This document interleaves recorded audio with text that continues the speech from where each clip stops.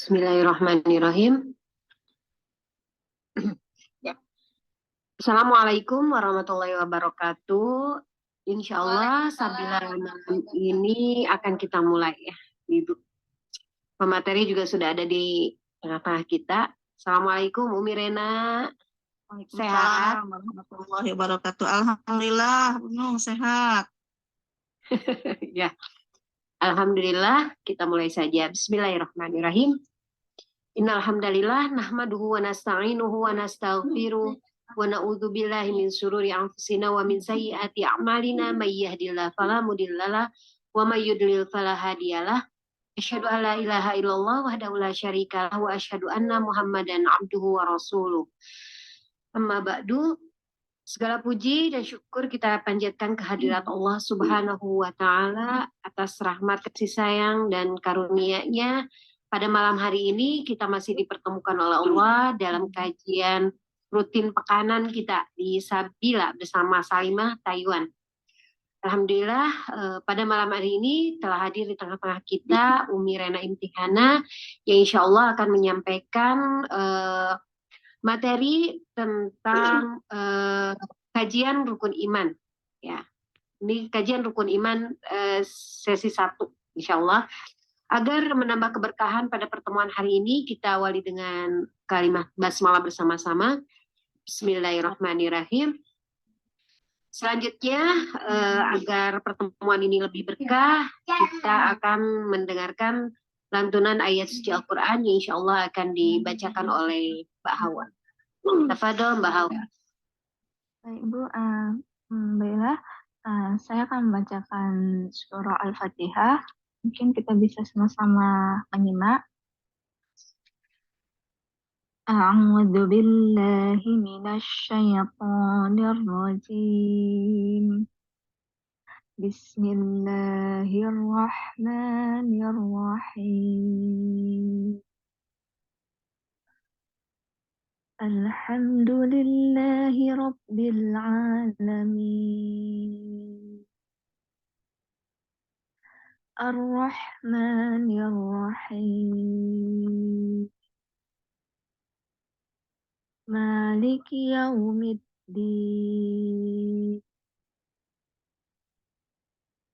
Iyyaka na'budu wa iyyaka nasta'in. Ihdinas siratal mustaqim.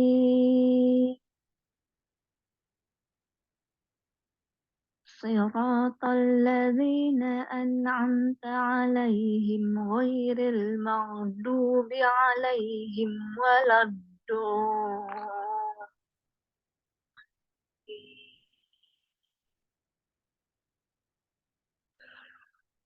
Yang artinya, aku berlindung kepada Allah dari godaan syaitan yang terkutuk dengan nama Allah yang Maha Pengasih, Maha Penyayang.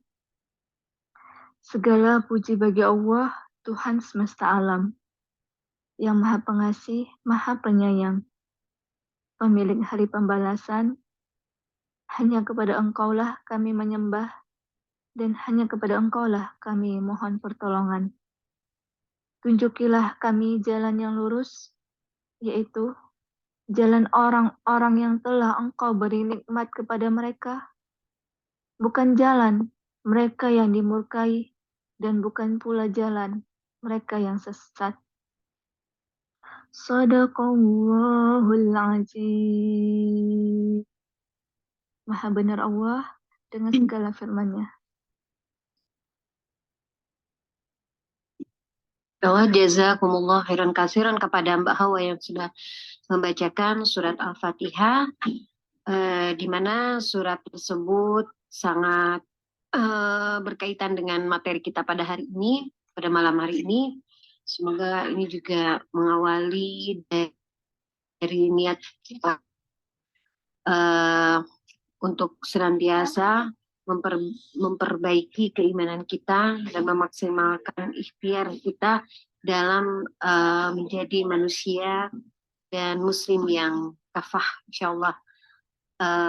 sebelumnya saya akan membacakan terlebih dahulu kurikulum vitae dari pemateri. Insyaallah. Beliau nama Rena Intihana, lahir di Subang 16 Januari tahun 1977,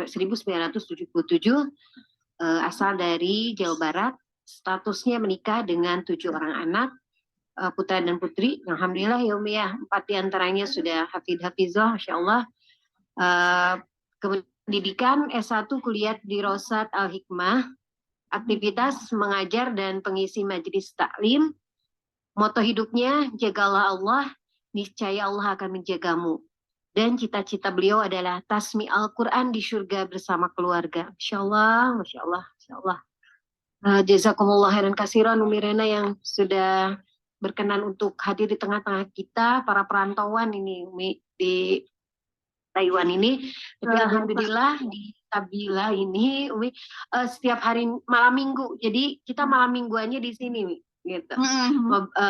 Menuntut ilmu dan sambil silaturahmi insyaallah.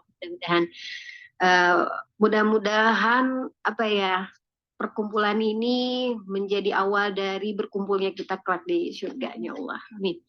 Amin. Ya, tanpa berpanjang-panjang lagi, dipersilakan kepada Umi Rena untuk menyampaikan materi pada malam hari ini.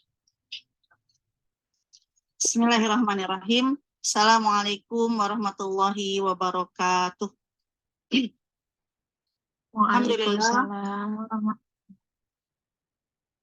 Alhamdulillahi wa kafa, wassalatu wassalamu ala nabiyil mustafa, wa ala alihi wa ashabihi ahlus sidqi wal wafa. Asyhadu an la ilaha illallah wahdahu la syarikalah wa asyhadu anna habibana wa nabiyyana Muhammad sallallahu alaihi wasallam la nabiyya ba'dah. Alhamdulillah, satu kebahagiaan ya pada malam hari ini dapat berkumpul bersama ibu-ibu, mbak-mbak, apa nih bilangnya? Ibu apa mbak atau apa ya? Nah, di sini sebenarnya ini hampir 90% mungkin ini orang dari Jawa Tengah, Jawa Timur, dan lain Jawa Baratnya sedikit justru Mirena. Dan di sini ada ibu-ibu, ada mbak-mbak insya Allah. Iya, ada ibu-ibu dan mbak-mbak ya. Tadi sudah disebutkan oleh MC, mudah-mudahan duduknya kita pada malam hari ini ya untuk mengkaji ayat-ayat Allah Subhanahu wa taala menjadi salah satu sebab dikumpulkannya kembali kita di surganya Allah Subhanahu wa taala. Hadisnya sudah jelas ya. Man salaka tariqan yaltamisu fihi ilman sahalallahu bihi tariqan ilal jannah. Barang siapa yang mencari ilmu atau menempuh jalan mencari ilmu, maka Allah Subhanahu wa taala akan mudahkan jalan menuju surga. Ya, mudah-mudahan sekali lagi waktu yang kita korbankan pada malam hari ini yang mungkin gitu ya, sebagian kita sebetulnya ingin beristirahat, ya, ingin berkumpul bersama keluarga, tetapi hari ini kita mengorbankan waktu kita untuk duduk di sini ya, bertafakuh fidin, memahami ayat-ayat Allah. Mudah-mudahan tadi sekali lagi menjadi sebab berkumpulnya kembali kita di surganya Allah Subhanahu wa taala. Baiklah ibu-ibu dan mbak-mbak gitu ya. Kalau tadi saudara kita membacakan satu surat ya yang mungkin sudah tidak asing lagi ya.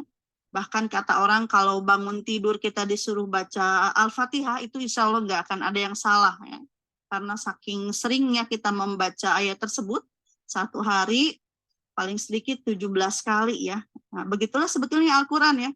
Ketika dia diulang-ulang, tidak ada yang mustahil untuk dihafal gitu. Kenapa Al-Quran ini amat sangat gitu ya. Kadang-kadang sulit kita hafal karena sebetulnya hanya kurang saja mengulang gitu ya. Nah, Al-Fatihah ini insya Allah kalau orang Sunda bilang udah ngolotok, kalau orang Jawa bilang apa ya Mbak? Udah di luar kepala gitu ya. Kalau kita lagi ngantuk, lagi apapun, insya Allah dia akan ada yang salah membaca. Dari rangkaian ayat yang dibaca tadi, ada satu ayat di situ ya, satu doa yang kita panjatkan kepada Allah Subhanahu wa taala setiap hari, ihdinas siratal mustaqim. Ya, tunjukilah kami ke jalan yang lurus. Kalau jalan yang lurus itu kalau di dunia nyata kita pahami sebagai jalan tol gitu ya. Jalan bebas hambatan. Nah, ini nanti sebaliknya gitu ya. Yang dimaksud siratal mustaqim di sini kata Syekh Abdurrahman bin Nasir As-Sa'di itu bukan jalan bebas hambatan. Itu bukan jalan, kalau kemarin di pembukaan itu bukan satu jalan yang tanpa deru dan debu gitu ya. Tetapi justru beliau di sini menjelaskan Siratal Mustaqim adalah jalan yang jelas dan gamblang. Kenapa disebut jalan yang lurus? Karena jalan ini jelas. Jalan yang sudah jelas, tidak ada lagi pertentangan, tidak ada lagi perdebatan di dalamnya. Ya, itu yang dimaksud dengan Siratal Mustaqim. Yang bisa mengantarkan menuju Allah dan surganya. Jadi ini satu-satunya jalan yang bisa mengantarkan kita menuju Allah dan surganya. Tidak ada pilihan jalan lain. Ya. Kalau di dunia mungkin kita ada pilihan ya, mau jalan tol atau mau jalan yang biasa. Ini nggak ada. Ya. Ini adalah satu-satunya jalan yang akan mengantarkan kita kepada Allah. Dengan cara apa kita melalui jalan ini? Dengan mengenal kebenaran serta mengamalkannya. Jadi sekali lagi, ketika kita meminta Siratal Mustaqim tadi kepada Allah, jalan yang lurus, bukan jalan bebas hambatan ini. Justru di jalan inilah kita akan bertemu dengan rintangan-rintangan, akan bertemu dengan hambatan-hambatan, tapi inilah satu-satunya jalan yang akan mengantarkan kita menuju Allah Subhanahu wa taala. Ya. Jalan yang akan mengantarkan kita mengenal Allah Subhanahu wa taala. Sehingga ketika kita nanti mulai mengenal Allah di jalan ini, maka kita akan mengenal Allah yang jelas. Dengan jelas itu tidak ada keraguan lagi. Seperti begini contohnya. Kalau saya perlihatkan kepada mbak-mbak sekalian, ini apa? Ini gambar apa? Buku. Buku. Ada yang jawab lain? Ada yang ngejawab lain nggak? Kado. Ada yang ngejawab lain nggak? Misalnya itu ember gitu atau pulpen. Tidak ada. Termasuk anak-anak ya akan jawab ini buku.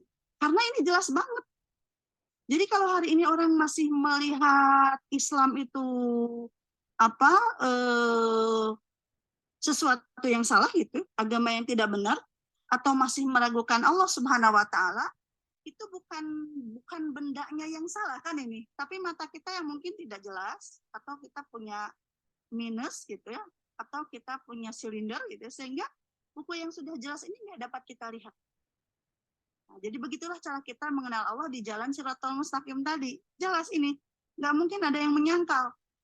Kalau kira-kira ya, Bu Nunung, ada yang jawab ini pulpen, apa tanggapan kita? Ya, matanya yang bermasalah. Kalau ada yang jawab pulpen, matanya bermasalah kemungkinan. Jadi begitulah kita melihat Allah, melihat Islam di jalan Siratal Mustaqim ini, sudah jelas terang seperti ini. Ya.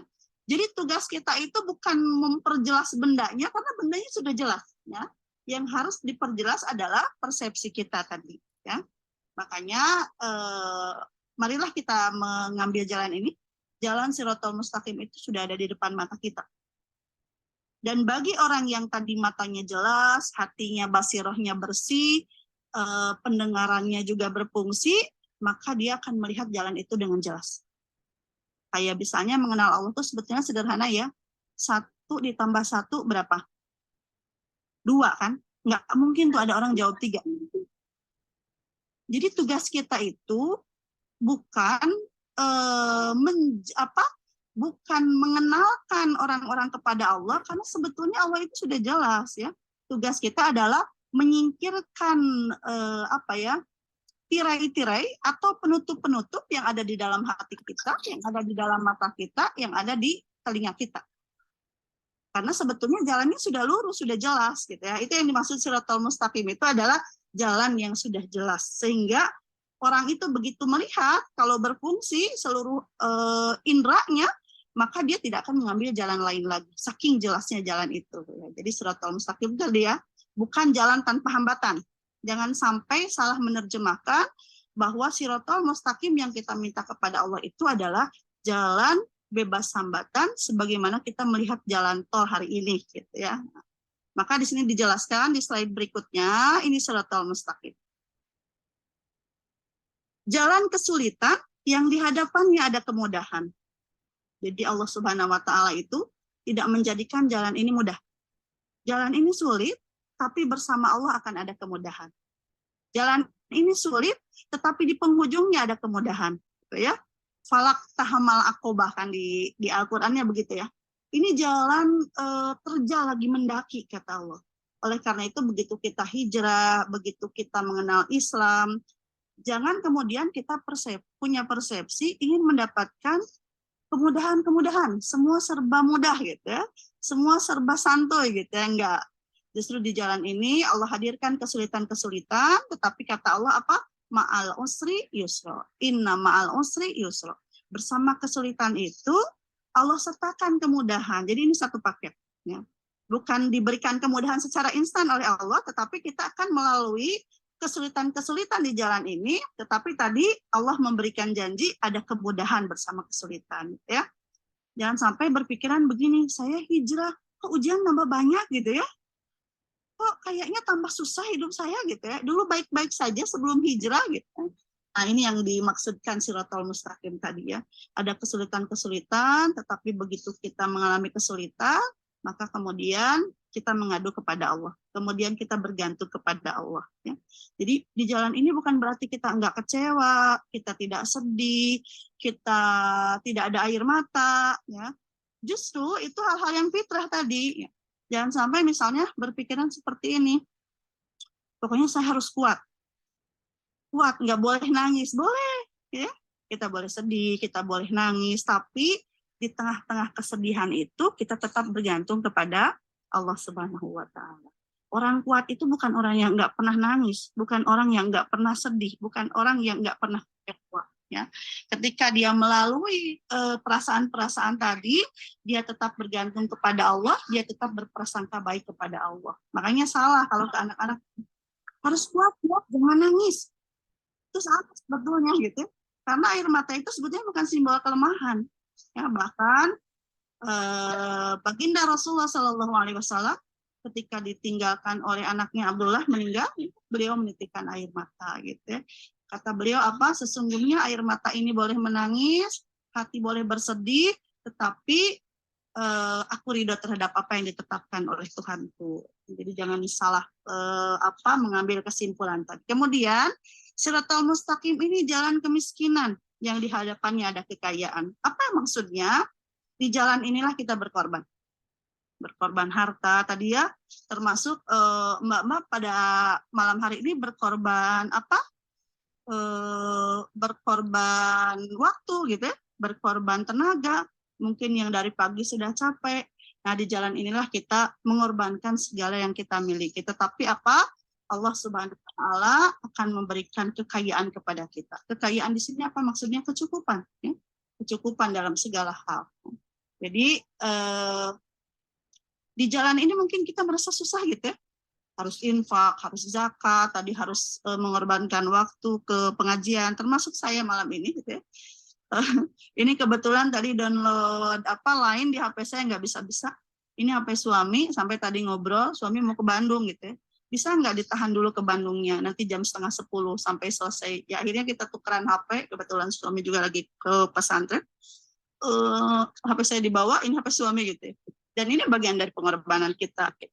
Jadi ini jalan kemiskinan yang mungkin kita banyak berkorban di sini, tapi insya Allah Allah Subhanahu wa taala menjanjikan kekayaan. Baik itu kekayaan di dunia, tadi berupa kecukupan, ataupun janji kekayaan yang akan Allah berikan di surga.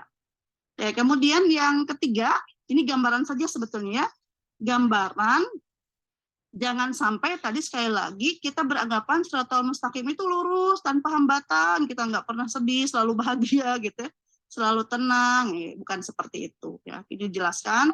Yang ketiga adalah jalan yang menjanjikan ketenangan. Kita boleh dapat ujian, musibah sebesar apapun, tetapi ketika kita bergantung kepada Allah Subhanahu wa taala, maka akan menghadirkan ketenangan. goncangan, tidak, karena sebetulnya semua orang itu akan mengalami penderitaan. Cuma mungkin porsinya tidak sama, berbeda-beda. Kalau kita melihat seseorang itu bahagia, bukan berarti dia tidak punya penderitaan. Karena mungkin kita nggak kenal. Kalau kita lebih kenal, lebih dekat, tuh biasanya kita tahu. Ya. Tetapi inilah yang membedakan antara orang yang berjalan di Shirathul Mustaqim dengan yang tidak. Orang yang berjalan di Shirathul Mustaqim ini, dia lebih tenang. Karena apa? Karena dia ridho dengan ketentuan Allah Subhanahu wa Ta'ala. Nah, itu yang membedakan. Penderitaannya sama, diberikan oleh Allah kepada setiap orang, tetapi cara menghadapi penderitaan ini setiap orang berbeda-beda. Dan beruntungnya orang yang berada di Shirathul Mustaqim ini, dia akan merasakan ketenangan. Yang tenang ini sebetulnya hanya datang dari Allah saja, tidak akan datang dari yang lain. Gitu. Kemudian ada janji kemenangan dari Allah Subhanahu wa Ta'ala. Menang di sini maksudnya apa? Menang mempertahankan keimanan kita. Menang bukan dalam skala dunia ya. Sekali lagi, menang di sini apa? Menang kita sebagai pemenang mempertahankan keimanan kita sampai di penghujung akhir hayat kita. Itu ciri menang ya. Kalau dulu misalnya di zaman Rasul itu ada orang-orang yang akhirnya syahid ya, meninggal, itu bukan kalah. Mereka menang karena sudah apa? Sudah memenangkan hawa nafsunya sehingga istiqomah sampai ke akhir hayat. Ya, kemudian ada janji keselamatan di jalan ini ya. Mungkin tadi banyak benturan-benturan, bentrokan-bentrokan gitu ya. Tabrakan-tabrakan, tapi Allah Subhanahu wa Ta'ala menjanjikan keselamatan ya. Bahwa seberapapun tadi bentrokan-bentrokan yang kita dapatkan di jalan Shirathul Mustaqim ini, ujungnya adalah keselamatan. Apa bukti kita selamat? Bukti kita selamat adalah masuk ke surganya Allah Subhanahu wa Ta'ala. Ya, seperti itu. Ya, itu mungkin gambaran Shirathul Mustaqim. Bagaimana caranya agar kita bisa yakin mengambil pilihan jalan Shirathul Mustaqim ini? Ya, maksudnya mengambil jalan Allah. Ya. Salah satu caranya adalah dengan mengenal Allah. Kira-kira kalau kita mau kenalan sama Allah gimana teh? Teh ya biasa. Gimana Mbak? Kalau kita mau kenalan sama Allah caranya gimana? Pernah kenalan sama Allah atau sudah kenal Allah? Seberapa besar? Berapa persen kita mengenal Allah?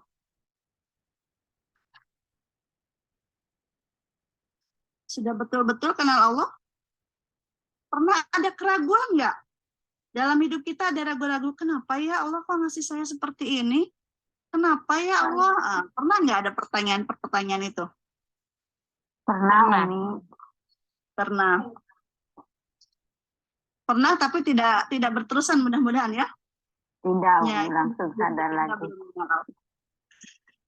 Jadi sebetulnya salah satu puncak ya kebahagiaan kita adalah siqah billah, iman kepada Allah. Ini adalah sumber dari segala sumber. Ya. Iman kepada Allah ini akan lahir kalau kita mengenal Allah dengan baik. Kalau orang Sunda bilang nggak ujuk-ujuk, nggak tiba-tiba dia. Ya. Jadi iman ini sesuatu yang harus diupayakan, yang harus dirawat, harus ditumbuhkan. Dia tidak diwarisi, dia tidak diperjualbelikan. Makanya kata Imam Syafi'i apa? Seandainya hidayah itu seperti buah-buahan yang bisa aku beli, maka kata Imam Syafi'i apa? Aku akan membelinya berkeranjang-keranjang dan aku bagikan kepada orang-orang yang aku cintai. Tapi sayangnya kata Imam Syafi'i, hidayah dan iman ini nggak diperjualbelikan. Nggak bisa ya. Jadi dia harus ditumbuhkan, dia harus tadi dipupuk, dia harus dirawat. Ya. Bagaimana cara menumbuhkan keimanan ini? Ya, tentu dengan mengenal Allah tadi. Kenalan sama Allah gitu ya. Kalau tadi di surat Al-Fatihah itu sebetulnya ada sifat-sifat Allah di situ ya. Salah satu cara kita berkenalan dengan Allah Subhanahu wa Ta'ala. Ya, di slide bisa dibuka. Apabila Anda ditanya, siapa Rob atau Tuhanmu? Maka ini jawabannya. Katakanlah, Robku adalah Allah yang telah memelihara diriku. Jadi Allah yang telah memelihara diriku. Makanya kata Imam Ibnu Qayyim, seandainya engkau tahu bagaimana Allah Subhanahu wa taala mengatur dan mengurus kehidupan kita, niscaya kamu akan menangis. Saking sayangnya Allah Subhanahu wa taala kepada kita. Sehingga kalau kita tahu bahwa Allah yang memelihara kita, menyayangi kita, itu enggak akan ada celah-celah berburuk sangka kepada Allah. Rasul itu pernah menggambarkan ya bagaimana sayangnya Allah kepada kita ketika melihat seorang ibu yang mendekat anaknya, ya. Kalau bahasa kitanya sekarang mungkin dicium, anaknya didekat gitu. Kemudian Rasul bertanya kepada sahabat, wahai sahabat, apa yang kamu lihat dari ibu itu, gitu, ibu tersebut yang tadi mendekat, memeluk. Mungkinkah ibu tersebut menyakiti anaknya? Kata sahabat, nggak mungkin. Kayaknya sayang banget gitu ya sama anaknya. Kemudian apa jawab Rasul? Allah Subhanahu wa taala menyayangi kita melebihi seorang ibu kepada anak. Sehingga nggak ada lagi nanti pertanyaan, kok Allah buat saya kayak begini sih? Maunya Allah apa sih? Kurangnya saya apa gitu. Jadi apa yang sudah digariskan oleh Allah Subhanahu wa taala, itulah salah satu cara Allah Subhanahu wa taala memelihara diri kita, ya. Kemudian di sini memelihara alam semesta. Ini makanya dalam penciptaan langit dan bumi ada tanda-tanda kebesaran Allah. Nanti ada ayat-ayatnya di bawah ya, kita bahas. Bagaimana Allah menciptakan gunung. Kalau misalnya kita sekarang melihat Allah menciptakan burung, ya, seekor burung, itu belum ada manusia yang menciptakan burung. Kalau orang Sunda tahu ya, ada orang Jawa Barat enggak? Kalau manusia bisanya buat apa? Burung-burungan ya. Nah, Kalau Allah menciptakan burung, kalau kita bisanya menciptakan burung-burungan. Kalau Allah menciptakan ikan, kita menciptakan ikan-ikanan. Nah, gitu ya. Jadi bagaimana Allah menciptakan alam semesta ini luar biasa gitu ya. Melihat gunung, melihat laut, dengan apa, luar biasa lah. Kadang kita kalau melihat orang melukis ya, melukis sangat bagus tuh kita suka takjub ya. Masya Allah luar biasa, lukisannya mirip yang asli, bagaimana dia menciptakan, bagaimana dia melukis gunung. Itu baru ciptaannya loh. Maksudnya baru ciptaan, itu baru lukisan biasa gitu ya. Tapi kita suka takjub kan, siapa sih yang bikin gambar ini? Bagus banget gitu ya. Lukisannya seperti yang asli, gunungnya seperti asli, itu baru lukisan, bukan asli gunung. Nah, bagaimana sekarang kita melihat ciptaan-ciptaan Allah tadi? Pernahkah terbersit di hati kita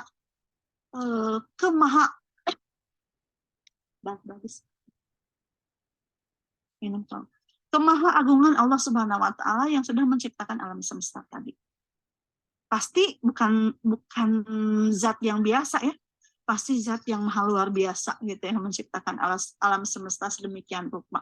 Makanya sama Allah disuruh tafakur ya. Apa? Melihat ciptaan-ciptaan Allah itu agar bertambah ya, rasa kenal kita kepada Allah Subhanahu wa taala. Makanya begini katanya, kalau seseorang itu mengenal manusia lebih dalam, niscaya akan diketahuilah kekurangan-kekurangannya. Jadi kalau kita kenal orang selewat tuh biasanya nggak tahu karakter aslinya seperti apa gitu ya. Tapi kalau sudah kenal, akhirnya ketahuan, oh si ini kekurangannya ini gitu ya, ada karakter negatifnya seperti ini.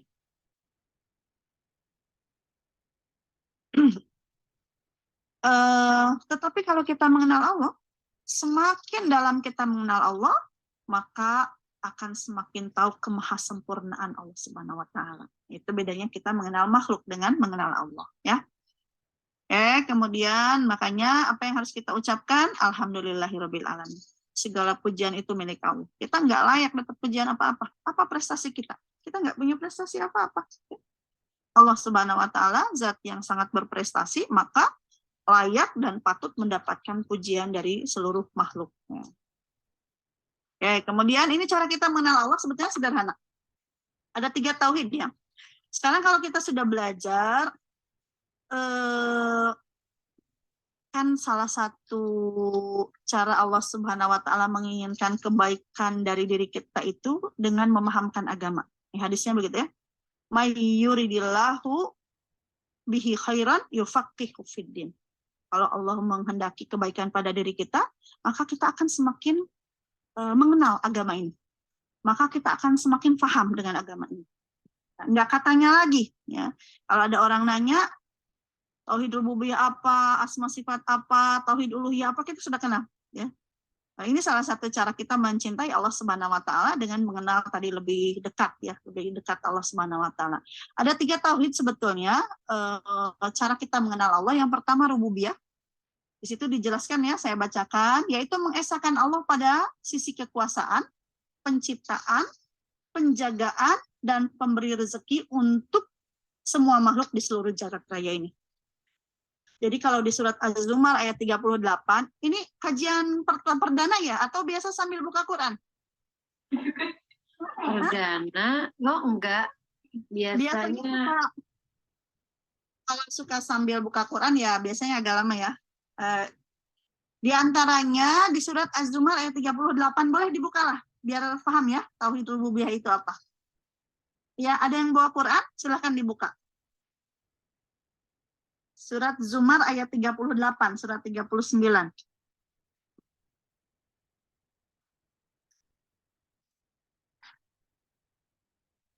Ada yang sudah dibuka? Ayat berapa tadi, Ustazah? Ayat 38. 38. Sudah. Ya, Sudah, mangga Ustazah. dibaca. Ya, silakan dibaca. Saya baca terjemahan ya, Ustazah ya. Soalnya lagi boleh, nggak. boleh.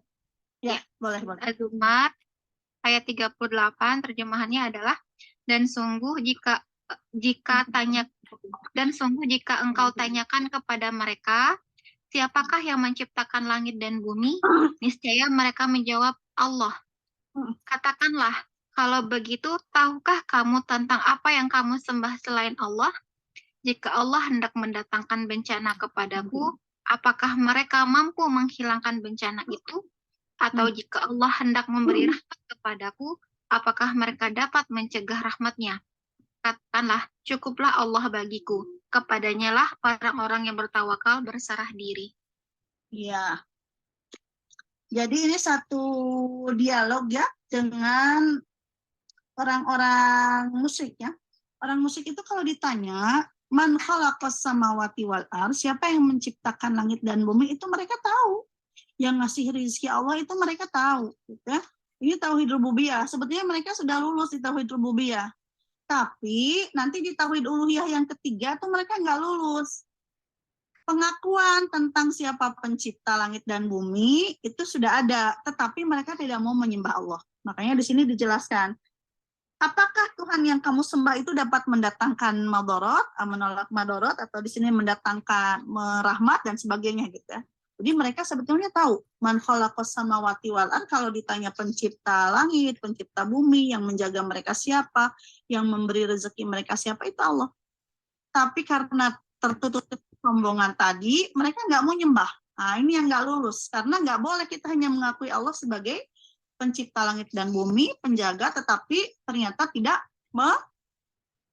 tidak beribadah kepada Allah Subhanahu wa taala. Nah, kemudian di yang ketiga dulu ya, kita lompat, ada tauhid uluhiyah. Tauhid uluhiyah ini mengesahkan Allah sebagai satu-satunya zat yang pantas disembah. Kalau satu ada tandingan nggak? Coba dilihat surat Al-Ikhlas, bunyinya apa? Qul huwallahu ahad. Allah itu esa. Jadi di dalam bahasa Arab itu ada ahad, ada wahid. Kalau wahid satu, kalau setelah satu ada dua, gitu ya. Tapi kalau ahad itu kita terjemahkan satu-satunya. Makanya kalimatnya tidak menggunakan wahid, enggak. Qul huwallahu wahid, gitu ya. Allah itu satu, karena wahid di situ setelahnya akan ada 2 dan 3 dan 4. Terusnya bilangannya. Tapi kalau ahad itu kita terjemahkannya satu-satunya. Nanti kalau dalam pembahasan Islam sama ya. Inna dina indallahil Islam. Sesungguhnya Islam itu satu-satunya. Kalau satu-satunya nggak ada yang kedua. Maka bahasa Al-Quran ini sangat jeli gitu ya. sehingga tidak memberikan ruang kepada manusia untuk tadi mengambil tandingan-tandingan selain Allah Subhanahu wa taala.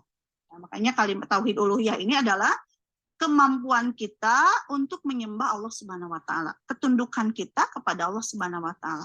Karena tadi banyak orang yang lulus di tauhid rububiyah dan enggak lulus di tauhid uluhiyah gitu ya. Nah, ini nanti kita akan ambil salah satu contoh. Kemudian yang kedua, tauhid asma wa sifat. Mengenal Allah Subhanahu wa taala memiliki berapa? Asmaul husna 99. Sifat ini kita kenali gitu ya. Ar-Rahman, Ar-Rahim. Saya punya salah satu cara kalau bangunin anak yang bungsu kelas 1 SD itu saya setel Asmaul Husna di telinganya. Jadi setiap membangunkan dia, nggak bangun-bangun, nggak begitu. Selalu saya setelkan itu Asmaul Husna di telinganya. Ya. Sampai saya tantangin lah kalau hafal Asmaul Husna nanti dikasih uang. Karena ini akan semakin mendekatkan kita kepada Allah Subhanahu wa taala. Termasuk tadi mengajarkan anak-anak kita untuk itu ya. Bahwa Allah itu Rahman, Allah itu Rahim, pengasih, penyayang ya. Allah ala kulli syai'in qadir. Allah itu berkuasa atas segala sesuatu. Mustahil itu untuk siapa? Untuk kita. Tapi tidak ada yang mustahil untuk Allah. Salah satu contoh begini. Ibu-ibu percaya nggak kalau saya bilang, saya bisa merubah batu menjadi ayam? Ada yang percaya nggak? Enggak. Kenapa nggak percaya? Kenapa Nggak tidak mungkin. percaya? Nggak mungkin. Nggak mungkin ya. Karena apa? Karena tahu saya nggak akan mampu. Karena tahu saya tidak mampu. Tapi kalau kita tahu bahwa Allah itu ala kulli syai'in qadir, berkuasa atas segala sesuatu, tidak ada yang mustahil di sisi Allah Subhanahu wa taala, maka kita tidak akan meragukan Allah. Kayak begini nih. Ada yang yakin nggak, Bu, kalau Ibu tahun depan bisa berangkat haji? Ke diri sendiri aja. Yakin. Ada yang yakin nggak? Yakin. Harus yakin. Yakin betul? Nggak ragu-ragu? No. Nggak ragu-ragu? Ada yang ragu-ragu nggak? Misalnya gini, dari mana ya saya ongkosnya juga nggak ada, nabung aja belum mulai. Ada yang ragu nggak? Ya, ragu-ragu. Ragu, karena mengandalkan kemampuan kita. Kayak tadi, saya berubah batu jadi ayam. Kenapa ragu? Karena saya tahu saya nggak mampu. Jadi keraguan itu hadir, datang karena kita mengandalkan kemampuan kita. Tapi kalau kita tahu bahwa Allah itu ala kulli syai'in qadir, berkuasa atas segala sesuatu, maka semua mudah bagi Allah. Contoh misalnya, orang Nasrani itu kan sekarang begitu bangga ya. Nabi Isa itu lahir dari Siti Maryam yang tanpa siapa? Ayah gitu ya. Dan itu merupakan salah satu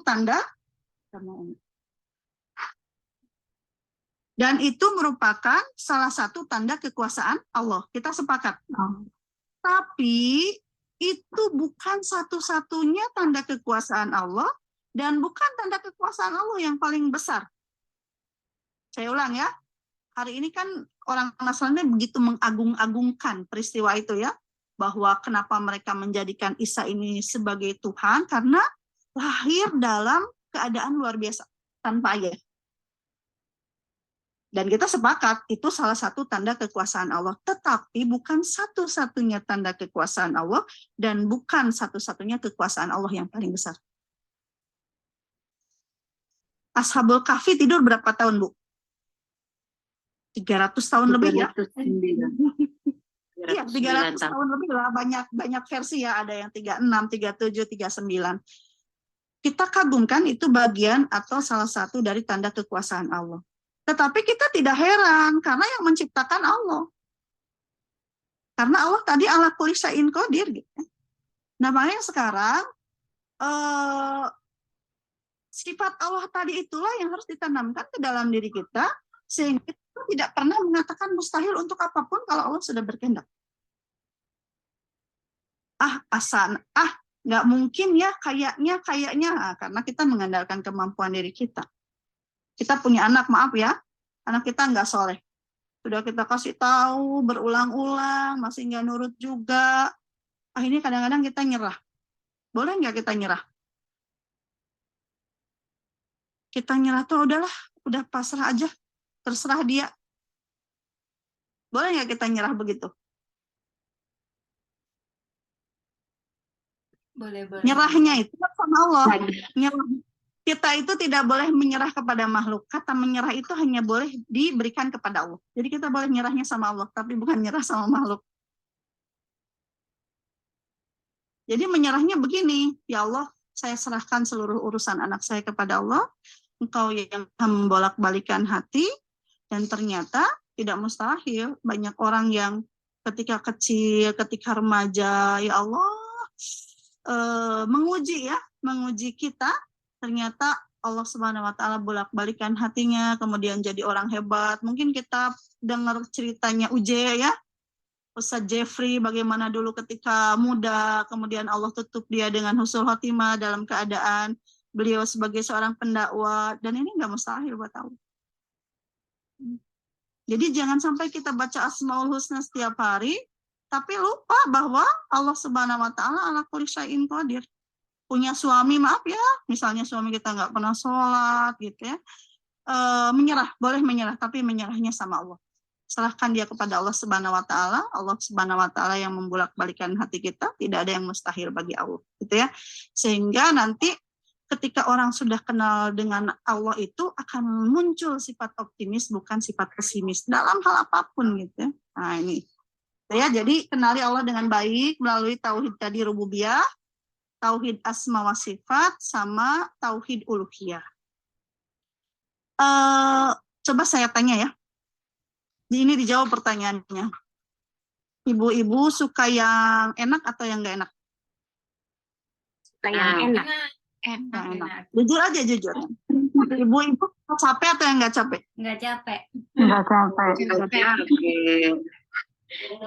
Suka yang bingung atau yang nggak bikin bingung? Yang nggak bikin bingung. Kita sering bingung nggak? Sering. Apa yang membuat bingung? Banyak hal. Apa yang membuat kita bingung? Atur uang. Ya, uang ya. Yang sering membuat bingung kita uang. Cuan, uang, fulus, nah, itulah sejenisnya. Perhatikan, ini ada satu analogi ya. Ibu misalnya, ada yang kerja ya? Ada yang bekerja nggak Ibu? Saya PMI, Bunda. Ada. Misalnya begini, Ibu diundang untuk satu pelatihan 1 bulan. Kemudian panitia memberikan arahan, selama 1 bulan Ibu akan ditempatkan di hotel, makan, minum, semua sudah diatur. Ibu tinggal ikut pelatihan serius sampai tuntas selesai. Oke. Begitu sampai ke hotel, biasanya kita disambut panitia ya, ditempatkan di kamar yang sudah disediakan, kamar hotel. Kemudian tiba waktu makan. Ada nggak misalnya Ibu berpikir begini, saya makan nggak ya malam ini? Kira-kira panitia ngasih saya makan nggak? Perasaan itu ada nggak kira-kira? Enggak. Nggak ada. Karena sudah ditahu panitia tadi sudah dikasih tahu.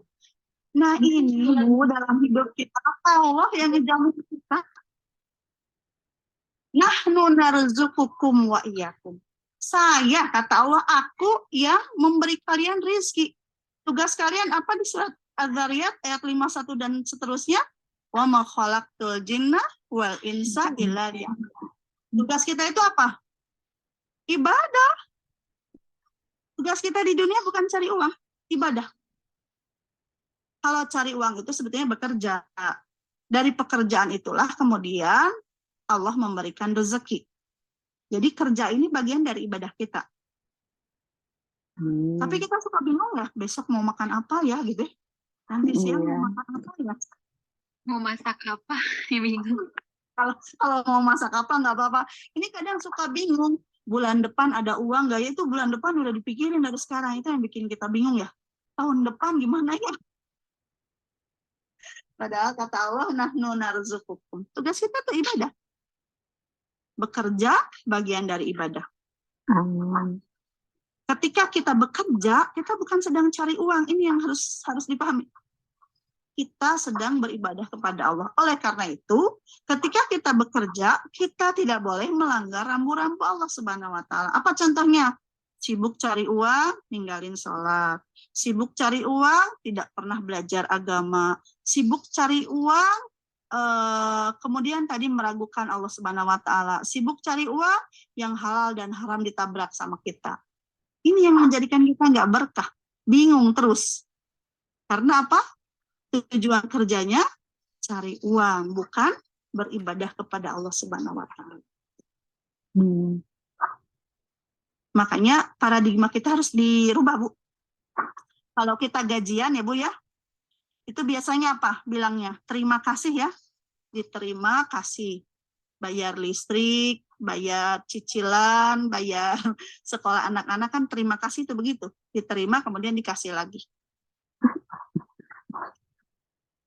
Pernah nggak kita bilang begini, uang tuh kok baru datang udah habis lagi gitu ya.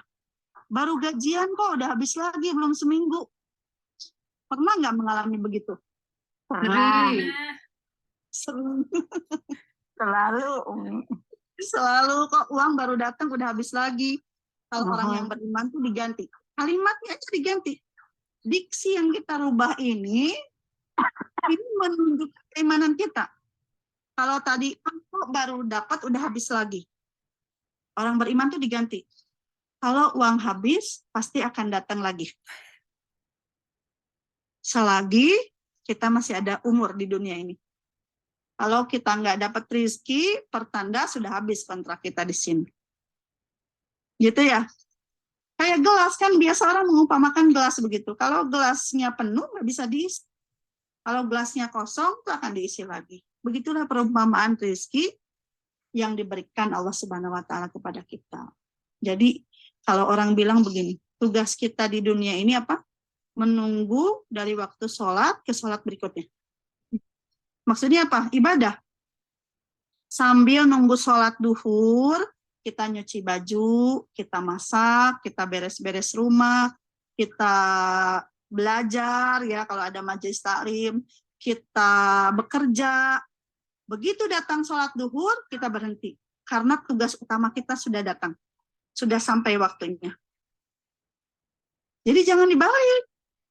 Aktivitas utama kita bersih-bersih rumah, masak. Begitu adzan datang, biasa saja. Nggak merasa itu aktivitas kita. Aktivitas utama. Kita sebenarnya nunggu sholat. Tambah kesel, Allah kasih dunia sama kita. Kita ini nunggu sholat, nunggu mati gitu ya. Daripada masa kita melamun ya Bu ya, nunggu mati, Kak. Jatah saya berapa tahun ya? 70 tahun. Terus kita ngelamun ya nunggu mati 70 tahun. Allah kasih dunia sama kita buat permainan. Biar kita apa? Biar kita nggak kesal. Biar kita nggak bosan di dunia.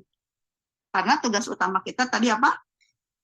Ibadah kepada Allah Subhanahu wa Ta'ala. Maka jangan sampai kita bekerja, kalau kata orang kita mau jor-joran gitu ya, sampai melupakan Allah Subhanahu wa Ta'ala. Nggak pernah mengkaji ayat-ayat Allah Subhanahu wa Ta'ala. Bilangnya apa? Sibuk apa? Ya tadi sibuk cari uang sebetulnya kita gitu. Bukan sibuk beribadah kepada Allah Subhanahu wa Ta'ala. Sehingga apa? Melahirkan kegelisahan, melahirkan kebingungan, melahirkan rasa ketidakcukupan dalam hidup kita. Selalu merasa kurang saja nggak cukup. Ya, karena seperti itu tadi. Oke, itu perumpamannya ya. Jadi mulai hari ini tugas kita bekerja, ikhtiar, rezeki itu akan Allah kasih dengan cara Allah, bukan dengan cara kita. Tugas kita beribadah saja kepada Allah, fokus susu seperti ikut pelatihan. Nggak usah mikir yang lain-lain lagi, karena sudah dijamin sama panitia. Panitianya Allah lagi gitu ya. Sudah jelas yang menjaminnya, tidak ada keraguan lagi. Oke, saya sampai jam berapa Bu Nunung? 15 menit lagi, Umi. 15 menit lagi. Oke. Nanti sisanya 15 menit untuk tanya jawab. Oke, kita lanjut ya. Kenapa Allah Subhanahu wa Ta'ala memerintahkan kita untuk beriman? Untuk siapa? Untuk kita sendiri. Allah tuh nggak punya kebutuhan terhadap kita. Ya. Maka tugas kita tadi menumbuhkan keimanan, merawat, memupuk sampai akhir hayat kita, gitu ya. Jangan sampai kita berpaling kepada Allah Subhanahu wa taala. Karena apa? Karena untuk diri kita sendiri. Jadi seluruh perintah-perintah Allah itu kebaikannya akan kembali kepada siapa? Kepada kita. Nah, semakin kita taat, tidak akan menambah kemuliaan Allah, tidak akan menambah kemuliaan Allah, dan kita bermaksiat pun tidak akan mengurangi kemuliaan Allah Subhanahu wa taala. Jadi semua perbuatan baik kita kembali kepada siapa? Kepada diri kita sendiri. Yang pertama, kenapa kita harus beriman? Iman kepada Allah melahirkan ketundukan. Inna sholati, itu ayatnya ya. Al-An'am tuh, wa nusuki, sudah apa ya? Wa mahyaya, wa mamati, lillahi rabbil alamin. Kita akan tunduk kepada Allah Subhanahu wa taala karena kita memang bukan siapa-siapa. Kita adalah hamba yang hina yang wajib tunduk kepada Allah Subhanahu wa taala. Hidup kita seluruhnya untuk Allah Subhanahu wa taala. Kita persembahkan salatku, ibadahku, hidup dan matiku untuk Allah Subhanahu wa taala. Jadi kalau orang sudah beriman, dia akan tunduk kepada Allah. Tidak akan tunduk kepada yang lain-lainnya. Ya. Kalau ada makhluk yang bertentangan dengan Allah Subhanahu wa taala, dia pasti akan memilih tunduk kepada Allah. Ini buah dari keimanan. Kemudian yang kedua, dipercepat aja, iman kepada Allah melahirkan ketenangan jiwa. Alladzina amanu wa tatma'innu qulubuhum bidzikrillah, ala bidzikrillahi tatma'innul qulub. Itu surat Ar-Ra'd ya, ayat 28. Ayatnya insyaallah sudah masyhur, sudah sering kita dengar, bahwa hanya dengan mengingat Allah hati menjadi tenang. Jadi kalau orang tuh healingnya apa biasanya healing? Shopping, kemudian jalan-jalan, makan di kafe, itu bukan yang utama. Karena healing yang sesungguhnya itu dengan apa? Dengan kita mengingat Allah Subhanahu wa taala. Boleh dicoba. Ibu kalau lagi sedih, posisi paling enak apa? Kalau lagi dapat musibah, dapat ujian besar, itu posisi yang paling enak apa? Menangis sambil beristighfar, Umi. Nangis di pundak suami? Enggak punya suaminya. Ya, Umi belum ada suaminya. Ini kayak, Bu kalau nyender di pundak suami enak nggak, Bu? Enak ya, nyender di pundak suami ya, tiduran, apalagi kalau nyendernya sama Allah. Itu nyender di pundak suami aja kita suka enak, apalagi kayak kalau nyendernya sama Allah. Jadi ini melahirkan ketenangan jiwa, ya. Kan paling enak, nangis paling enak itu kalau kita lagi dapat ujian, lagi dapat musibah. Sujud tuh lama ya, Bu ya, sholat tuh kayaknya nggak mau lepas, pengen lama sambil berdiri. Kalau kita lagi bahagia, lagi gembira tuh jarang dapat apa? Kondisi seperti itu, kondisi nikmat bersama Allah tuh jarang. Karena kalau Allah hadirkan ujian, musibah, itu pertanda Allah sedang rindu kita. Amin. Lagi nih, karena kalau kita lagi bahagia tuh jarang gitu. Kita khusyuk sholat, biasanya kum gitu ya. Kalau orang Sunda bilang mah kerusuhan, rarusuh, buru-buru gitu ya. Kita biasanya buru-buru kalau lagi bahagia, kalau lagi nggak ada masalah apa-apa ya. Sehingga tadi kalau Allah berikan ujian musibah, pertanda Allah sedang rindu kepada kita. Ya. Kemudian yang ketiga, iman kepada Allah melepaskan seseorang dari belenggu dunia. Selesai Bu urusan dia dengan dunia. Ini kalau orang sudah dekat dengan Allah, iman kepada Allah, urusan dia dengan dunia itu udah selesai. Nggak ada lagi kebingungan urusan dunia dia. Kalau bingung sedikit-sedikit nggak apa-apa. Jangan sampai kebingungan kita itu melahirkan kemaksiatan kepada Allah. Kalau bingung mah itu mah wajar ya, fitrah. Orang bingung apa wajar.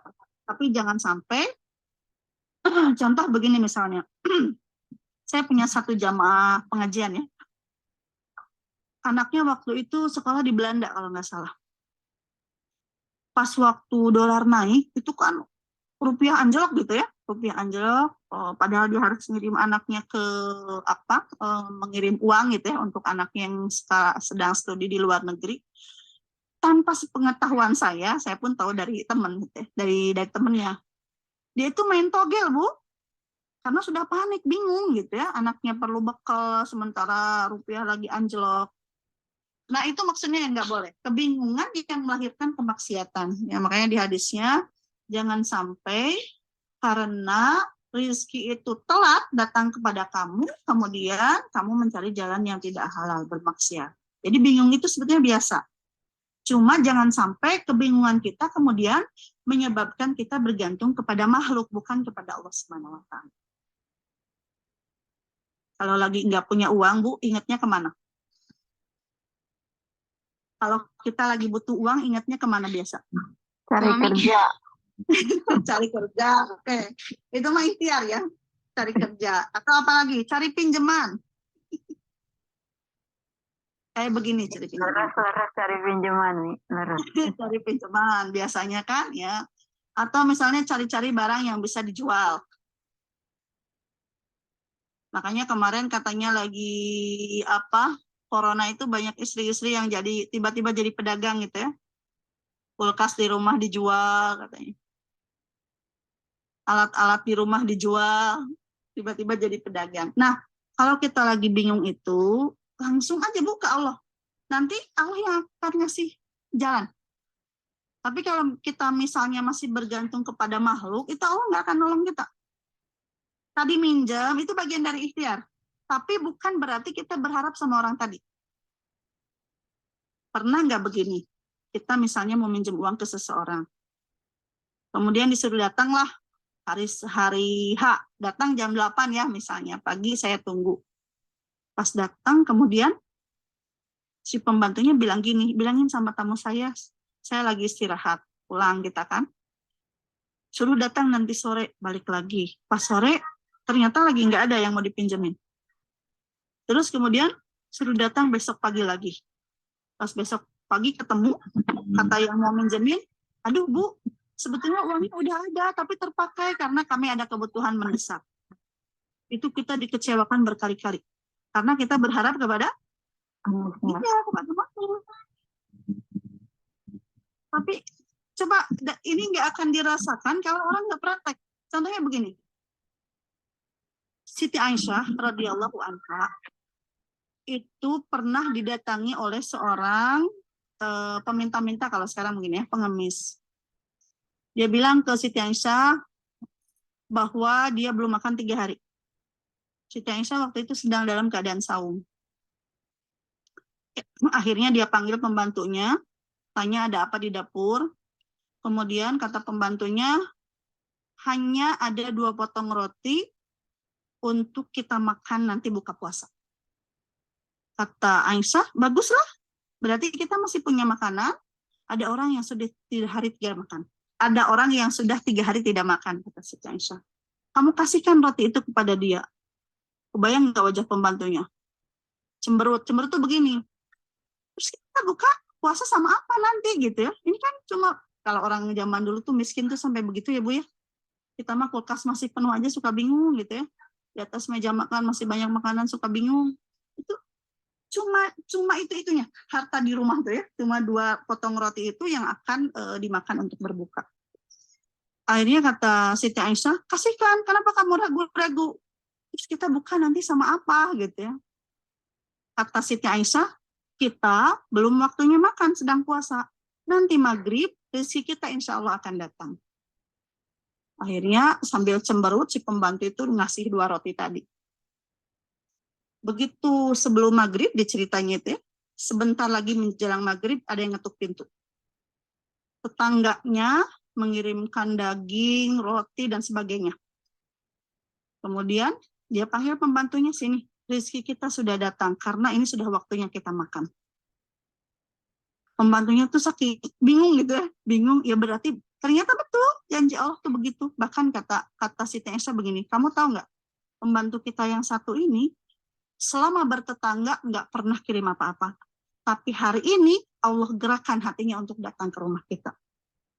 Sampai sebegitu yakin sama rezeki. Kalau kita masih bingung ya, kadang-kadang di rumah banyak makanan, buat besok gitu ya. Buat lusa gitu. sampai seyakin itu gitu ya orang kepada Allah tuh. Jadi kalau emang sudah kenal dengan Allah itu tingkat tinggi ya Bu ya. Kalau mungkin zaman sekarang mah kita sebut apa itu mah imannya premium, kita mah mesti KW-KW imannya ya, kadang-kadang masih bingung, masih ragu-ragu aja gitu. Itu mah udah tingkat keimanan tingkat tinggi ya, sudah premium tadi. Nah, kemudian di sini mendatangkan pertolongan kayak tadi, melahirkan rasa syukur, sabar, tawakal, dan iman kepada Allah melahirkan optimis. Itu mungkin ya Bu Nunung, ini yang bawahnya sebetulnya kebalikannya. Kalau kita tidak ya, yang paling bawah kan itu sebab ya, akibat kalau kita tidak beriman kepada Allah. Ini ya, tidak memiliki pedoman hidup, bingung, gampang frustasi, setiap ada masalah, ujung-ujungnya mau bunuh diri gitu ya, mau gantung di pohon. Ini orang nggak punya pedoman hidup karena nggak beriman sama Allah ya. Tidak bisa membedakan mana halal dan haram, ditabrak semua. Yang penting dapat apa yang dia inginkan. Semua hawa nafsu dia ikuti ya. Tidak bisa melihat ini baik atau buruk. Jadi gini katanya. Saya baca hadis tadi lupa ya. Hadisnya tuh begini. Hadis atau bukan ya? Pokoknya kalimatnya begini. Seseorang itu ketika dia sudah beriman kepada Allah Subhanahu wa taala, kemudian melihat sesuatu yang haram, maka dengan sendirinya hatinya akan berpaling dan membenci. Itu konsekuensi dari iman. Secara otomatis aja dia hatinya benci, menentang, kemudian dia meninggalkan dengan sendirinya.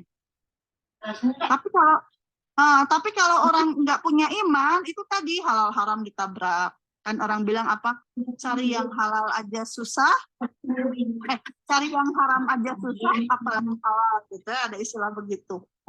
Sehingga tadi mereka ya tidak melihat itu halal, itu haram. Bahkan katanya kalau sebelum menjabat bilangnya anti korupsi. Apa propaganda anti korupsi, anti korupsi. Setelah jadi pejabat katanya jadi beda, jadi antri korupsi, bukan anti korupsi. Kayak begitu ya. Orang kalau imannya sudah dicabut. Bersifat individualis ya, mementingkan diri sendiri. Jadi dia nggak pernah peduli urusan orang lain. Bahkan begini, ada kalimat begini ya. Nanti ayatnya bisa dibuka ya, karena waktunya juga terbatas. Silakan dibuka sendiri. Kayak begini, kita tidak punya kewajiban membahagiakan orang lain. Kita hanya punya kewajiban membahagiakan diri sendiri. Maka itu jangan repot-repot membahagiakan semua orang. Mungkin kalimatnya terlihat betul ya. Tapi sebetulnya ketika kita membahagiakan orang lain, kita dapat pahala. Dan itu adalah bagian dari ibadah. Betul nggak? Suka ada orang nggak mau pusing, biarinlah terserah orang gitu. Yang penting hati saya bahagia. Kita ketika memberikan kebahagiaan dalam bahasa hadisnya itu idkhalus surur ya, membahagiakan orang lain. Dan seperti hati kita juga, kita sedang banyak masalah. Datang orang curhat, boro-boro aku juga lagi pusing gitu ya.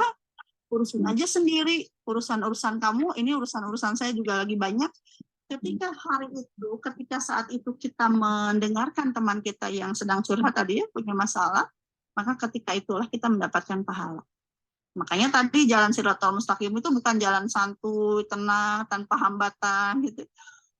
Ada hal-hal yang harus kita korbankan di jalan ini untuk apa?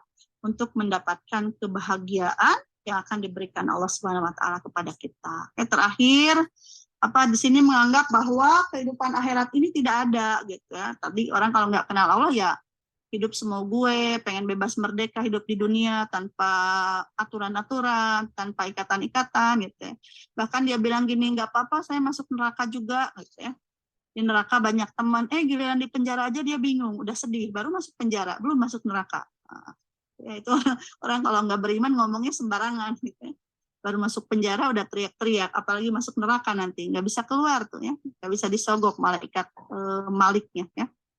Kemudian yang terakhir akan masuk ke dalam neraka sebagai balasan dari sikap mereka yang tidak meyakini Allah. Sudah jelas Allah murka, Allah marah, diduakan. Ibu-ibu kalau diduakan marah nggak? Marah. Kita marah, apalagi Allah. Allah tidak mau, tidak sudi, tidak ridho diduakan. Sehingga akibatnya apa-apa gitu kalau kita menduakan Allah Subhanahu wa taala. Ada neraka yang disediakan Allah Subhanahu wa taala dan ini sudah dikasih tahu. Jangan sampai nanti begitu ke akhirat kok saya nggak tahu apa-apa, bukan nggak tahu apa-apa, dia nggak dengerin apa-apa gitu. Padahal sudah dikasih tahu di dunia. Mungkin itu ya Bu, diantaranya kalau buat saya secara pribadi, begitu kita mendengar apa tadi ya, membaca ayat-ayat tentang Allah, semakin dekat Allah, kita kadang banyak istighfar ya. Sampai hari ini sudah bertahun-tahun dikasih rezeki, dikasih usia, itu kadang suka muncul saja buruk sangka kepada Allah gitu ya, bahwa Allah tidak menyayangi kita, bahwa Allah tidak berlaku adil kepada kita, itu kadang-kadang muncul gitu ya, Masya Allah. Sebegitunya ya, Allah Subhanahu wa Ta'ala mengatur kehidupan kita, menyayangi kita, tidak pernah menyanyiakan kita, bahkan sebaliknya ya, kita yang menyanyiakan Allah.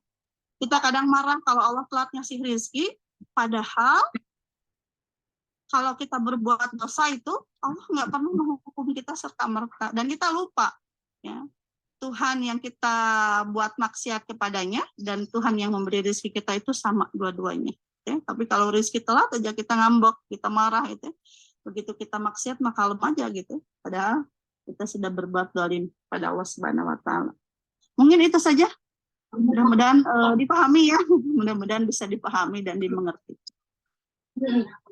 Ya, silakan nanti selamat berkenalan dengan Allah Subhanahu wa Ta'ala lebih dekat lagi. Ya, Masya Allah. Masya Allah, luar biasa sekali Mirena. Kalau buat saya pribadi, dari awal pembahasan saja tentang Shiratal Mustaqim, seperti tertampar gitu ya, bahwasanya memang sudah jelas gitu. Sosok yang harus kita kenal, jalan yang harus kita lalui itu udah jelas objeknya, hanya sudut pandang kita yang harus kita perbaiki, dan itu sedikit banyak sangat-sangat mengingatkan ya, karena memang menyadari betul gitu kalau seringkali kita berkeluh kesah gitu, merasa kurang apa yang Allah kasih sama kita gitu. Tapi ternyata memang semua itu karena kita gitu yang bermasalah, bukan karena Allah yang tidak memberikan hak-haknya kepada hak kita oleh Allah. Ya, alhamdulillah, Masya Allah, luar biasa. Terima kasih, dan mungkin ini yang menjadikan kenapa saya di awal itu ini kajian ini adalah kajian rukun iman. Kita akan awali dari dasar, karena terus terang keimanan itu kan fluktuatif gitu ya, Umi ya. Kalau betul, kalau lagi sedih memang kayaknya erat banget hubungan kita sama Allah teh gitu ya. Nah, tetapi seringkali kita pada saat senang ini yang kita terbuai, dan kadang kita menjadi abai gitu dengan dengan hubungan kita dengan Allah. Makanya semoga kajian ini sedikit banyak bisa memperbaharui keimanan kita masing-masing, karena yakinlah gitu, dasar banget gitu ya, segala sesuatu yang kita lakukan ya kalau imannya nggak lurus, nggak bener gitu, maka ya saya khawatir itu akan sia-sia nanti. Insya Allah masih ada waktu sekitar 10 menit. Saya akan memberikan kesempatan kepada satu penanya dulu. Mungkin ada yang ingin ada curhat, bolehlah. Insya Allah kalau Mirena ini beliau sudah sangat-sangat terbiasa untuk diajak curhat. Masya Allah. Karena ini Mirena di sini tuh banyak yang pekerja migran Indonesia ya, yang jauh dari keluarga, bertahun-tahun di negeri orang gitu. Luar biasa lah para pejuang, luar biasa.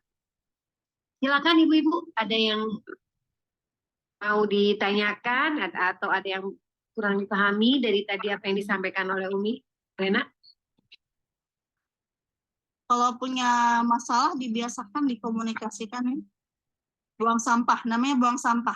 Itu kalau disimpan akan membusuk di hati kita. Jadi harus dibuang, buang sampah pada tempatnya, cuma jangan ke sembarang orang.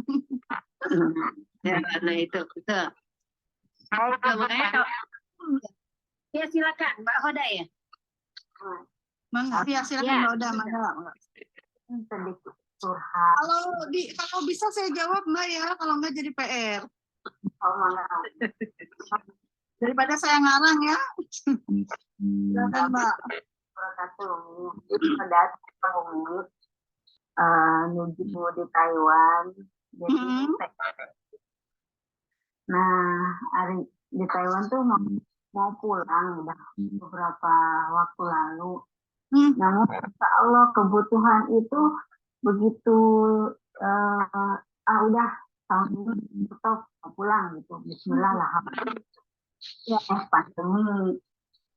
Nah kebutuhan kan di Indonesia pas pandemi itu masya Allah gitu lebih lagi. Ya, sudahlah gitu nanti gitu. Pas habis pandemi berakhir kontrak, namun belum ada pegangan gitu kan. Nah, mau pulang gitu. Alhamdulillah habis kontrak ini pulang gitu. Nah, terus dari rumah Pak disuruh nyuruh pulang terus. Lagi atau bagaimana tapi nggak keburu gitu. Ya udah Bapak sehat-sehat dulu gitu. Nanti insya Allah habis kontrak pulang. Namun subhanallah qadarullah gitu. Allah itu maha. Beberapa hari setelah nelpon itu Bapak langsung jatuh kena malam mati sebelah sampai nggak bisa ngomong gitu kan. Nggak lama satunya itu seminggu langsung Allah panggil gitu kan pulang. Kemarin 40 hari. Nah bertubi-tubi dalam sebulan itu 4 orang. Keluarga. Sampai ya kamu redamnya betul gitu mau pulang masih ada hambatan untuk menghadapi untuk membesarkan hati bahwa ini mungkin sudah ketentuan dari Allah atau darurat atau gimana itu gimana gitu caranya supaya hati tetap lapang gitu mungkin masih Allah itu masih kamu belum saatnya lah pulang atau gimana atau memang ini memang ego saya sendiri gitu itu gimana?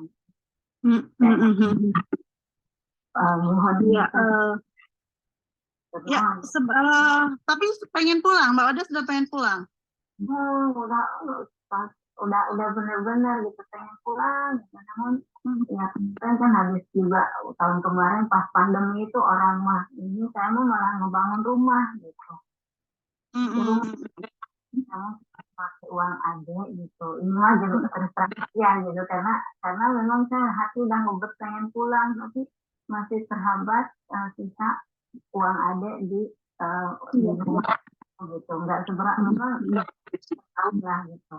Ya berapa bulan.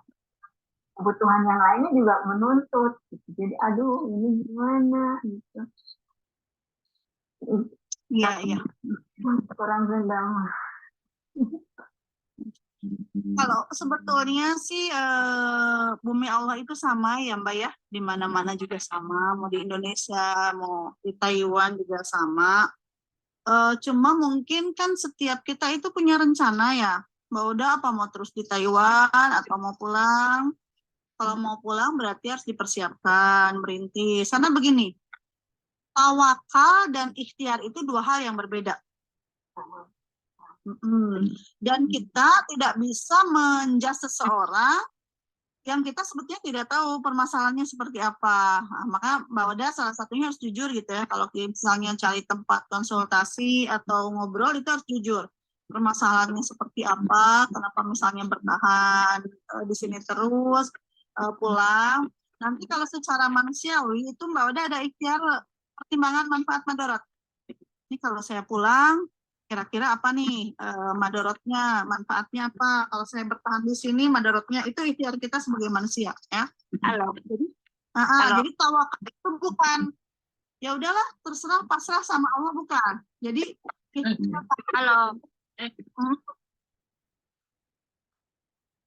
ikhtiar dan tawakal itu dua hal yang berbeda, Mbak.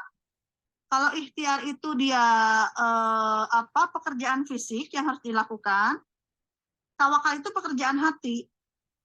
Jadi jangan berburuk sangka kepada orang yang berusaha berjuang. Karena sebetulnya itu bagian dari ikhtiar. Kamu nggak percaya ya sama Allah misal gitu ya. Bentar, pencet. Misal ada anggapan begini. Kalau misalnya kita gini ya, pandemi, kemudian kita nabung. Jangan sampai orang beranggapan kamu nggak percaya. Kita ada, ini ada ikhtiar manusia di sini, ikhtiar manusiawi yang harus kita lakukan. Setelah itu kemudian tawakal. Langkah yang kedua, kalau saya Mbak ya, secara pribadi, kalau sudah pusing-pusing, bingung-bingung, sudah ngambil sholat istikharah. Ngambil sholat istikharah dan tidak cukup sekali biasanya kita berdoa minta, sekarang di Google banyak ya, silakan diklik doanya, tinggal dibaca. Istikharah ini kan dia salat mutlak, salat sunat mutlak, jadi bisa dilakukan kapan saja. Mau pagi, mau siang, mau malam, silahkan minta petunjuk. Yang ketiga, boleh meminta bantuan teman kita yang kita anggap soleh. Bantu istikharah saya, apakah saya harus bertahan di sini atau saya pulang? Kalau ternyata keputusan itu semakin kuat, misalnya Mbak Oda pulang, Mbak Oda harus yakin itu pertanda Allah akan ngasih jalan di sini.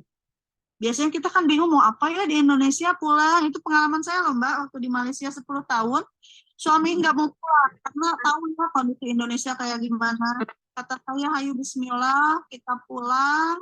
Kalau misalnya nunggu tua, pulang ke Indonesia sudah tua, mau apa gitu ya. Sekarang justru karena kita masih muda, ngerintis, ya alhamdulillah sampai hari ini dikasih jalan. Jadi percaya, yakin dengan keputusan yang sudah diberikan Allah melalui salat istikharah. Kalau kita nggak yakin-yakin, tadi minta tolong gitu ya, minta tolong teman kita, misalnya ada guru kita, guru ngaji kita yang soleh, boleh nggak Mi minta tolong istikharah, saya sebetulnya galau ke mau pulang atau mau di sini, itu diambil keputusannya.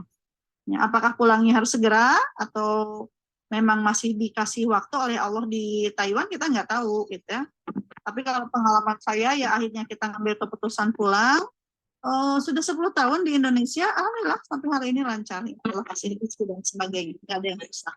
Ya, jadi yakin dengan keputusan istikharah tadi.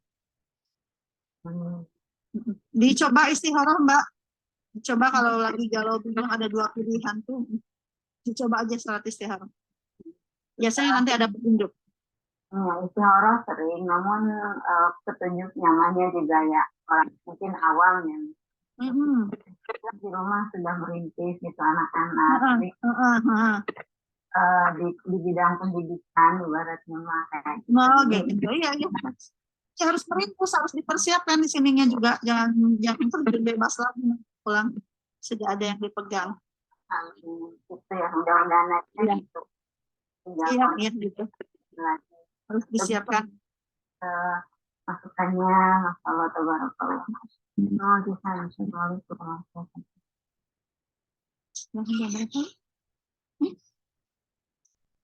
Ya, terima kasih Mbak Oda. Semoga Allah mudahkan urusannya Mbak Oda ya, Insya Allah. Mungkin dengan bertemu dengan sesama saudara juga bisa saling memberikan doa terbaik. Ya, dan memang betul Umi Rena, kalau saya di sini punya istilahnya tuh begini. Ayo kita harus punya komunitas, kita harus ngumpul sesekali, terutama ibu-ibu yang sering di rumah gitu ya. Untuk apa? Minimal kita bisa saling curhat. Itu tadi mengeluarkan sampah, karena seringkali mungkin kalau perempuan nggak harus ada solusi, yang penting ada penyaluran aja. Udah bahagia. Iya kayaknya begitu juga ya. Insya Allah terbuka ke teman gitu dan lain-lain. Insya Allah mudah-mudahan bahwa ada dipertemukan dengan orang-orang yang baik, dengan orang-orang yang soleh ya, bahwa ada ya, Insya Allah. Ya mungkin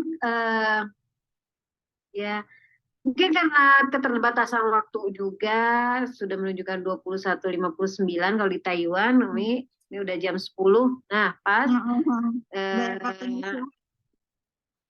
Betul. Terima kasih untuk pertemuan pertama ini. Mudah-mudahan Umi Rena bisa terus membersamai kita sampai tamat sesi kajian rukun iman. Mudah-mudahan ya, Mi ya. Mudah-mudahan Allah bosan harus ganti-ganti. Takutnya bosan. Insya Allah kalau menuntut ilmu mah udah nggak pilih-pilih guru ya ibu-ibu, Insya Allah ya. Tapi ya mudah-mudahan Insya Allah nanti kita atur kembali. Jazakumullah khairan katsiran kepada Umi Rena yang telah memberikan banyak sekali ilmu, banyak sekali lecutan-lecutan agar kita senantiasa memperbaiki diri. Mohon maaf atas penerimaan yang kurang berkenan mungkin Umi. Mungkin ada kata-kata penutup untuk tema satu ini, Umi? Apa ya? Ininya, ya closing ya. Closing statementnya Closing statement-nya nih untuk kajian rukun iman 1. closing statementnya, kenali Allah, niscaya kita akan semakin cinta kepada Allah. Terus aja, kenalannya nggak boleh berhenti ya. Kalau mau Insya Allah. semakin mantap, terus digali perkenalannya dengan Allah, digali biar kita semakin cinta kepada Allah. Insya Allah. Karena Insya Allah. sebetulnya menumbuhkan iman ya. Terima kasih atas closing statement-nya. Insya Allah kita diingatkan untuk senantiasa terus mengenal Allah. Dan salah satunya adalah dengan menuntut ilmu mungkin ya Mi ya. Jadi jangan bosan untuk terus hadir di kajian Sabila ini. Karena ini salah satu cara kita untuk lebih jauh lagi mengenal siapa Tuhan kita. Untuk lebih jauh lagi bagaimana kita bisa optimal, maksimal dalam beragama. Mungkin ya terutama dan memperbaiki diri sehingga kelak kita menjadi manusia yang betul-betul Allah harapkan. Alhamdulillah kita tutup saja pertemuan untuk hari ini. Sekali lagi jazakumullah khairan katsiran kepada Umi Rena dan kepada semua yang hadir pada malam ini. Semoga ilmu yang diberikan bermanfaat dan jangan lupa kalau saya mengingatkan dari pertemuan 2 pekan yang lalu mungkin ya. Jangan lupa pada saat kita sedang menuntut ilmu, jangan lupa siapkan buku dan pulpennya gitu ya. Karena ada hal-hal yang mungkin tidak tercatat oleh notulen ataupun tidak ada di layar yang di screen yang dibagikan, tapi terucap oleh pemateri dan itu sesungguhnya banyak sekali justru yang seringkali saya itu yang saya catat itu justru yang keluar dari pemateri yang memang kadang mungkin tidak tidak ada di materi intinya gitu ya. Jadi mencatat adalah bagian dari memperkuat ingatan kita dalam memahami sebuah ilmu. Afu minkum. Mohon maaf yang sebesar-besarnya dari saya secara pribadi. Kita tutup pertemuan pada malam hari ini dengan istighfar dan doa kafaratul majlis. Astagfirullahaladzim, astagfirullahaladzim, astagfirullahaladzim. Subhanakallahumma wa bihamdika asyhadu an la ilaha illa anta astaghfiruka wa atubu ilaik. Ya, mudah-mudahan Pamit kita ya. dipertemukan kembali. Ya, sama-sama. Jazakallah khair Ustazah. Jazakumullah khair. Semoga. Assalamualaikum warahmatullahi wabarakatuh. Waalaikumsalam. Waalaikumsalam warahmatullahi wabarakatuh. Ya, mohon pamit dari saya selaku MC. Assalamualaikum warahmatullahi wabarakatuh. Waalaikumsalam. Waalaikumsalam.